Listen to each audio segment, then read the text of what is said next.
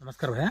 नमस्कार. भैया, जेव्हा आम्ही गेल्या वर्षी आलो होतो गावामध्ये मार्गदर्शन केल्यानंतर ऑलरेडी जे ऊसासाठी आपल्या पप्पांना एकट्यालाच आपण ऊसाचं औषधी दिलं.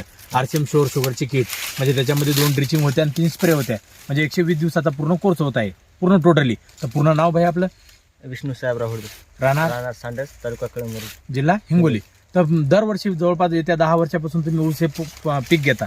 10 वर्षापासून. तर 10 वर्षापासून वेगवेगळ्या व्हरायटी घेता तुम्ही. हो सर. 86-032 असेल, 8005 असेल किंवा सिद्धगिरी असेल, कोणते असू द्या, बरोबर, प्रत्येक व्हरायटी घेता. आणि आता गेल्या वर्षी तुम्ही लागवड करू लागले त्या टायमाला आम्ही शेतामध्ये आलो. शेतामध्ये आल्यानंतर म्हणलं पप्पाला की एकदा तुम्ही अनुभव घ्या फक्त आरसीएम शुअर शुगरच्या किटचं. ते एका एकरला आपण वापरायचं सांगितलं होतं. 1 एकरचीच किट घेतली होती. तर 1 एकरची किट घेऊन पण भैया ऑलरेडी तुम्ही सगळ्या रानाला वापरले. या आता किती एकरचा ढिला आहे पूर्ण? पट्टी किती एकरची? 1.5 एकरची. म्हणजे 1 एकरची औषधी आपण 1.5 एकरला टाकली आहे का नाही? 1.5 एकरला टाकून पण भैया काय रिझल्ट वाटते आपल्याला आज ऊसामध्ये? रिझल्ट चांगला आहे सर. म्हणजे ऊसाची जाडी, ऊसाची हाईट, ऊसाची वाढ, पेऱ्यांची साईज, म्हणजे पेरे एकसारखे झालेत. लांबी बुडते सेंडा सारखी आहे. जवळपास पूर्ण ए टू झेड कोणता ऊस घ्या, कुठल्या ऊस घ्या, सारखी जाडी आहे. रुंदी, जाडी, आकार सगळं पूर्ण. पेऱ्याची साईज जवळपास 1 इंचच्या जवळ पडलेली आपल्याला आहे का नाही? कोणती व्हरायटी भाई? तरी 15-0-12 आहे. 15-0-12 आहे ना? तर याच्यावरून जे आहे आपल्याला जाडी, पेऱ्याची साईज, हाईट, वाढ झाल्यामुळं आणि लसलस पण आहे का नाही? हिरवं लसलस पूर्ण ऊस आहे. 2 व्हरायटी आहे. दुसरी व्हरायटीचं तुम्हाला नाव तेवढं माहित नाही आहे का नाही?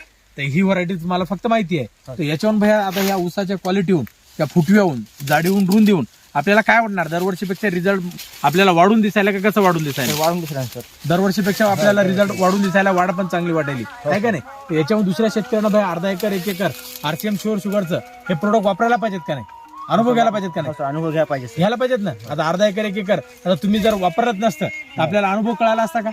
नाही सर, अनुभव कळाला नसता ना की ऊसामध्ये काय फरक वाटायला, काय नाही, जाडी वाढायली का रुंदी वाढायली का वाढ व्हायली, काय हे आपल्याला कळलं ना आहे का नाही? आता जास्ती वाढ झाल्यामुळं आणि यावर्षी वातावरण मी तसं पोषक नाही, कंटिन्यू पाऊस झाला. कंटिन्यू पाऊस झाल्यानंतर पण ऊसामध्ये आपल्याला काहीच प्रॉब्लेम नाही. म्हणजे मर नाही लागली ऊसाला जास्ती, काजळीक पण नाही आहे का नाही? पूर्ण ऊसाची जाडी, रुंदी, फुटवे पण जास्ती केले, सगळे केले. ऊस पडला, जास्ती पाणी पडल्यामुळं वाढल्यामुळं पडला पूर्ण टोटल आहे का नाही? धन्यवाद.